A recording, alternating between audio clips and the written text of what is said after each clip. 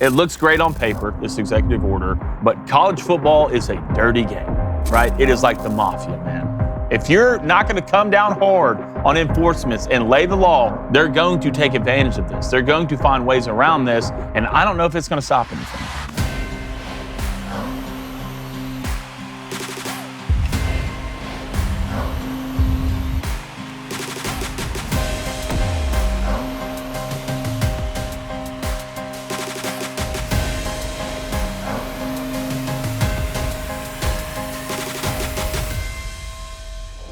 Breaking news, everyone. Donald J. Trump just saved college sports. And we know this how? Because the executive order he signed is titled, Donald J. Trump saves college sports. That's it, boys. He did it, y'all. Problem solved. We've been asking for it, and he delivered. I guess. But in reality, did he? That's what we're here to break down on Crain and Company. I'm David Cohn. That's Blaine Crain. So much for a slow morning. And our boy Jake Crain is on the road, but he's also on the line. Jake, can you hear us? Yes, I can. There I he can is. hear you, fellas. There are no days off, and yeah, this executive order is it's pretty interesting, man. But at the end of the day, Coney, like I'm sure you and Blaine both do, I've got some questions. All right, boys. I've got 5 bullet points here. Let's go down them. First off, this executive order says it will prohibit third-party pay-for-play and treat collectives or any scholarship or any school-associated entity in the same fashion as any other business. So just quickly, if you're new to this show and you don't have a deep dive knowledge on college athletics, let's just get some perspective here.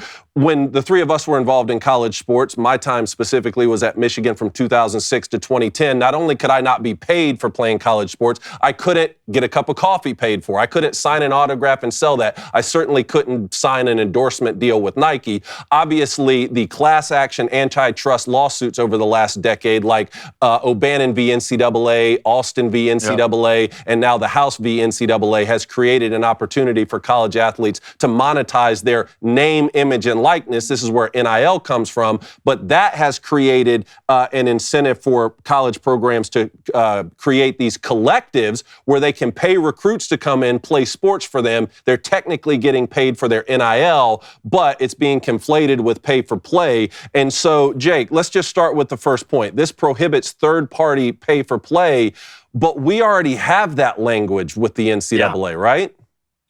Yeah, and you know, something else we need to make sure we add on to this is that, you know, the lawyers just got together and said that collectives are not considered a third party. They're considered a school entity. So at least we know that the collectives won't be grouped into this quote unquote third party, but I still don't think it specifies exactly who is the third party. Okay, I want to get to the fair market value in point number 3 because it's a very important one. But just back to the prohibiting third-party pay-for-play, the language I'm seeing here says treat collectives or any school-associated entity in the same fashion as other business. My question here is, and we've been asking this question for several years now, is how much say does a collective have to like pay a recruit to come to the school? The coaching staff gets the ultimate say for that. But what's to stop a booster? You know, like you have someone like Cody Campbell at Texas Tech who can donate millions and millions of dollars directly to the athletic program. Can't these new general managers, say like our friend Jim Nagy at Oklahoma, can't they just use that as part of their $20.5 million that they now get to share revenue, and technically it's no longer a third-party collective? Well, again, Cone, like, to be honest with you, I don't know, because we have conflicting things that are going on. It's just like when we have, you know, okay, it's a $20.5 million salary cap. Oh, well, no, it's not technically. It's a soft cap now, and this, that, or the other. I feel like this executive order kind of flies in the face of what we just saw get talked about in the House, and the lawyers coming together with NCAA officials as well to say that collectives are school entities. So which one is it? I just, again, I feel like in theory, President Trump is trying to do the right thing, but in execution, and I know we're going to get to the enforcement wing of this, there are still more questions than answers, and I feel like everybody feels that way. So does this really move the ball forward at all? Yeah, there definitely is a spirit of the law versus a letter of the law situation here. Do you have any thoughts on this third-party collectives before we go to point number 2, Blaine? No, I mean, not really. It goes back to kind of what Jake says. I'm going to be interested to see how you're going to enforce this, right? We've all heard common myths like we only use 10% of our brains, but here's one that might surprise you. Thread count is a huge myth that many people believe when shopping for sheets. Thread count is simply a measure of fabric density and isn't actually a good indicator of quality. If you want truly great sheets, you need to look at thread quality, not count. That's why Boll & Branch focuses on using the highest quality organic cotton threads, creating long-lasting sheets that actually get softer over time rather than relying on inflated thread count numbers to impress customers. Boll & Branch's sheets are crafted from the finest 100% organic cotton in a soft, breathable, and durable weave that delivers quality you can feel from the moment you touch them. What makes them even more special is that they become softer with every wash, improving over time rather than wearing down. With their 30-night worry-free guarantee, you can experience this exceptional comfort risk-free, ensuring you'll love how these premier sheets transform your sleep experience. We just got ours in to my house. So far, I love them. They're on the bed right now. Get the best savings of the season during Boll & Branch's annual summer event. Get 20% off. 20% off plus free shipping on your first set of sheets at bollandbranch.com/booster. That's Boll & Branch, BOLLANDBRANCH.com/booster, BOOSTER, to save 20% and unlock free shipping. Limited time only, exclusions apply. Point number 2, this executive order is going to direct the Secretary of Labor and the National Labor Relations Board to clarify that athletes are amateurs and not employees. Okay, but they're still getting paid. So there's got to be something in the middle. I mean, I was a freelance video producer for many years. I wasn't technically an employee of any of these companies, but I wasn't an amateur. I was getting paid to do the work. So I don't think the college athletes care, Jake, on whether they're called an amateur or if they're called an employee. They just want to get paid, and this isn't going to stop the desire to have a collective bargaining agreement where they can come to the negotiating table. Well, yeah, it's almost like they're just identifying as amateurs. It's, you said the spirit of the law. This is just the spirit of the word. You can call me a flamingo if you want, but if I'm getting paid, I don't care. And David and Blaine, I think we all agree the athlete should get paid for their name, image, and likeness, just like we get paid for our name, image, and likeness. And a lot of people do. So I'm not as hung up. The term amateur, the biggest reason that word was wanting to be used was to go against making them employees, right? Because that was the juxtaposition of, well, if you're an employee and you're getting paid here, you're not an amateur. But if you're an amateur, you're not an employee, because if you're an employee, you get collective bargaining. Again, this is just I think spirit is the best word that you brought up. I don't think this does anything. Again, it's all going to come back to how it's enforced, and you're still getting paid. So call me whatever, an amateur, a flamingo, a blue-eyed squirrel. At the end of the day, if I'm getting paid, I don't care. Okay, well, this is where we got to talk with someone like our buddy Jim Cavall, because the term amateur, I don't think initially was used by the NCAA to prevent collective bargaining. It was used to prevent any payment whatsoever. Like I said, just in 2010, which I get it, guys, I'm getting older, but it doesn't seem like that long ago, I couldn't even sign my autograph and trade it to someone for a cup of coffee, or else I would have violated NCAA bylaws because they called me an amateur. They suspended AJ Green for that, Cone. You remember that? They suspended AJ Green at Georgia. A lot of guys. And look, I was critical of the way the situation was handled with the Buckeyes, with the whole tattoo gate, and I defend them in a lot of instances, and Coach Jim Tressel, but again, that's a whole different point. But the term amateur, to not allow them to capitalize on their name, image, and likeness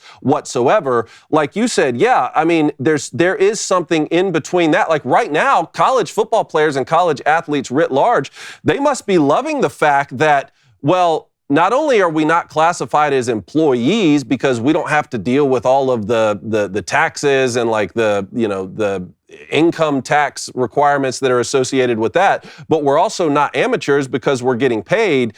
I think that they just want to have some sort of collective bargaining agreement that falls in between without labeling the term employee. Again, this is where all this gets really convoluted, but I want to get to point 3, which you alluded to earlier, which is this executive order aims to provide evidence of fair market value. Now, what in the world is that? Because even in the NFL, I mean, you can pick on college athletics as being a mess. Even in the NFL, I watched the Cleveland Browns pay Deshaun Watson $250 million because they said, look, we're running out of options. Let's bring in this guy and think that he's going to save the franchise. So far, it hasn't worked out, and it completely wrecked the quarterback market in the NFL. I mean, there's so much subjectivity on what someone would pay for a thing, Jake. How in the world are they going to provide evidence of fair market value? It's impossible, David. Like, I don't care how good your algorithm is or whatever. And if you actually look in the release on this executive order, it talks about determining fair market value through the College Sports Commission that we're using now. So it's the same thing we've talked about. That $600 or over, it's got to go to be processed and be authorized. But to me, it's un-American, to be honest. I think it's un-American because you're worth what somebody is willing to pay you. Your market value changes every day. And I use Arch Manning as an example. His market value the day before the Ohio State game and the day after the Ohio State game will be completely different, whether that's in a good way or in a bad way. So unless you have some sort of way to deal with that fluctuation, which in reality you shouldn't, because again, you're worth what somebody is willing to pay you in this country, I think this is the biggest problem we're going to run into. Starting a podcast can feel overwhelming. You got scripts and setup and filming schedules, logos. We were trying to figure it all out. Like we found out, when you're launching something new, your to-do list grows daily, threatening to take over your life. Finding a tool that both helps and simplifies can be a game changer for millions of businesses. That tool is Shopify. Blaine, give me a sound effect. Cha-ching. Thank you. Shopify powers millions of businesses worldwide and 10% of all U.S. e-commerce. Shopify, they're behind everyone from big names like Gymshark to that new brand that you may have just discovered. Starting out is simple. Just pick one of their hundreds of templates and customize it to match your style. No design skills are needed for this. In creating content, that's where their AI really shines. Need product descriptions or catchy headlines? Done. Want better product photos? Done. They've got you covered. The best part is how easy marketing becomes. You can reach your customers wherever they are, whether they're scrolling through social media or checking their email. Behind the scenes, Shopify handles everything else like inventory, shipping, returns, all those details you don't want to worry about. Truth is, if you're ready to sell something, Shopify is ready for you. Turn your big business idea into cha-ching, that's money, y'all, with Shopify on your side. Sign up for your $1 per month trial and start selling today at shopify.com/Crain, C-R-A-I-N, right? Not like the bird over there. Yeah. Shopify.com/Crain. Go to shopify.com/Crain today. Cha-ching, we rich. You rich, yo.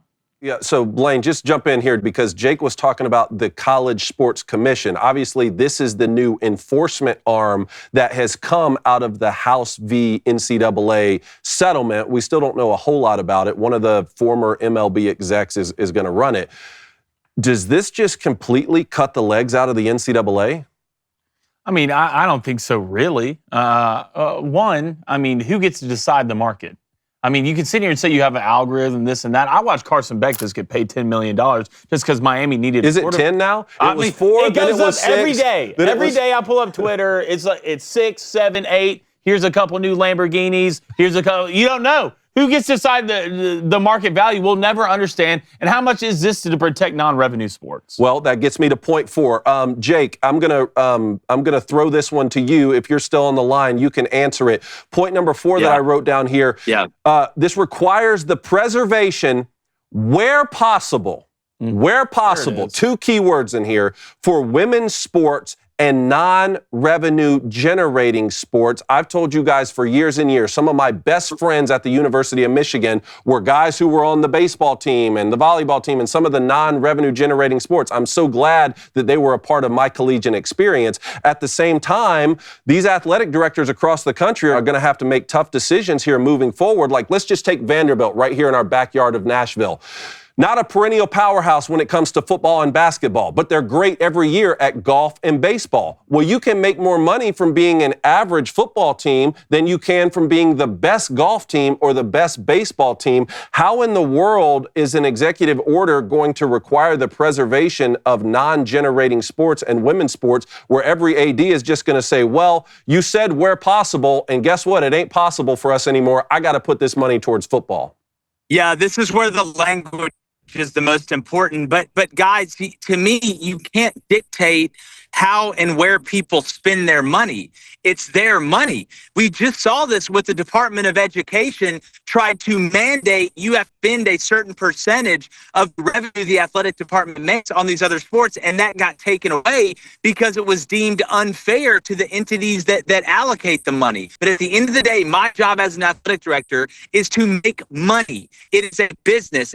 No, I hear you, Jake. You're cutting out a little bit there, but thank you for hopping on the line. We appreciate it. That's all the points that I had from the language so far in this executive order. I mean, the last one that I wrote down for you, Blaine, to chime in on is I don't think that this executive order will affect the long-term trajectory of college football specifically, but maybe college athletics writ large. I mean, I don't like it. It's not going to stop market forces. It's not going to stop fans or boosters or athletic directors from wanting to have a great team, or, a great program. And it's not going to stop the players from wanting to get compensated for their skill set. Yeah, and I guarantee once that ball kicks off in August, no one will be talking about this. No one will care about this. This will be a thing in the past. But no, I've always said this. The only thing that can stop college football is if an asteroid hits the earth. At this point, it feels like every other day there's new language, there's a new order. The NCAA said something, Donald Trump said something. Like, to me, all this nothing's changed.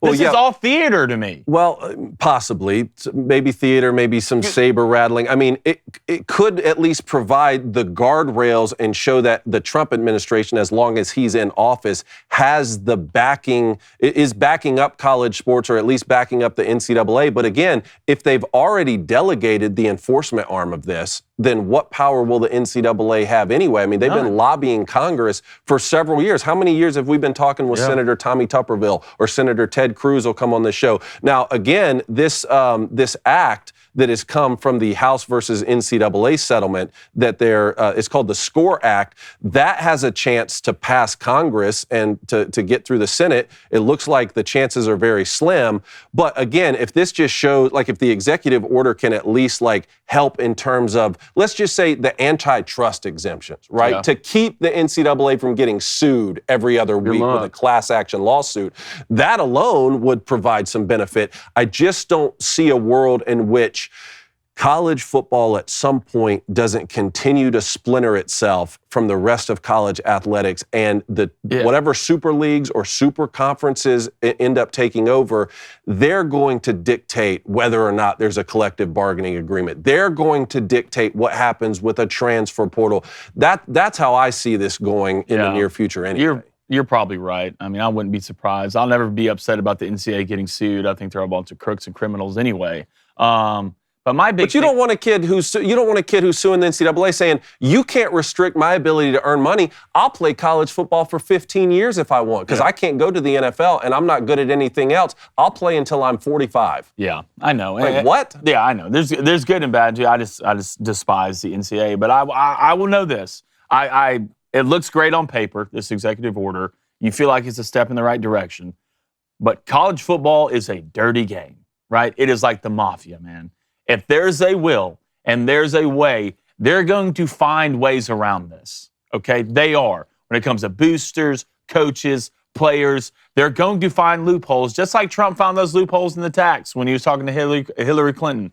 This is great, Trump. I think, look, I'm all for non-revenue sports. I want to protect women. I feel like guys should focus more on education, and there should be caps on stuff. But I'm just telling you, if you're not going to come down hard on enforcements and lay the law and put it on somebody just to show them early, they're going to take advantage of this. They're going to find ways around this, and I don't know if it's going to stop anything. All right, well, there you have it, Jakes. Thanks so much for calling in. Everyone watching, thank you for tuning in to Crain & Company. Let us know in the comments, will this executive order change college athletics at all? If so, will it be better off? Will it be worse off? Which programs would be hardest hit? I think that's another interesting question. And until next week, Donald J. Trump saved college sports. And that's all you need to know. Thanks for watching.